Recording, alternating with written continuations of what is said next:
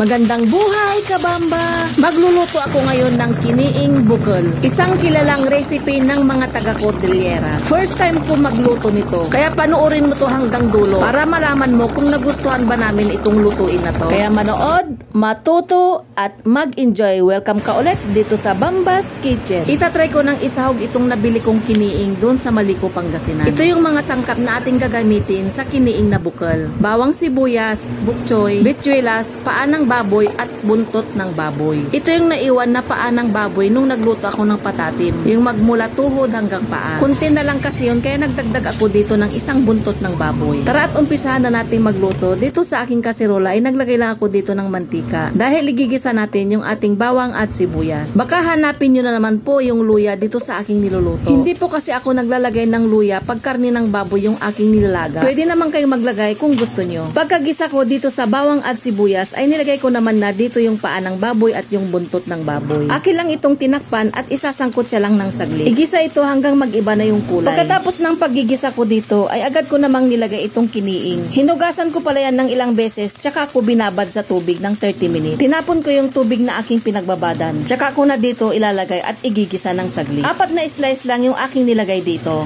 Dahil base sa suggestion nila nung nag-post ako ng picture ng kiniing ay dapat ay kunti lang daw yung aking ilalagay dito. Kaya 4 na malilit lang na slice yung aking nilagay. At salamat po sa lahat ng nag-comment dun sa aking post. At sa mga suggestion nyo na masarap na luto nito. Kaya nakapagluto ako nito dahil may nagsuggest. Pagkagisa ko pala ay naglagay na ako dito ng tubig. Bago pala ako maggisa ay nagpakulo na ako dito ng bitswilas. Pinakuluan ko lang ito ng 30 minutes. Kaya alas 9 pa lang ng umaga ay nag-umpisa na akong nagpakulo nito. Pagkakulo naman nitong ating pinapakuluan na paa ng baboy at buntot ng baboy ay nilagay ko na dito yung napakuluan na bitswilas. Para sabay na yung pagpapalambot natin dito sa karne at sa bitswilas. Sa oras na ito ay akin lang chinek kung malambot na itong bitswilas. Medyo kulang pa yung lambot nito kaya muli ko itong papakuluan. Magdagdag lamang dito ng tubig kung kinakailangan. Sa mga hindi pa nakapag-try nitong kiniing, habang niluluto nyo ito ay maaamoy mo yung smoky na amoy nito. Nagdagdag lang ako dito ng kunting asin pampalasa. Kaya huwag nyong kalimutang tikman ito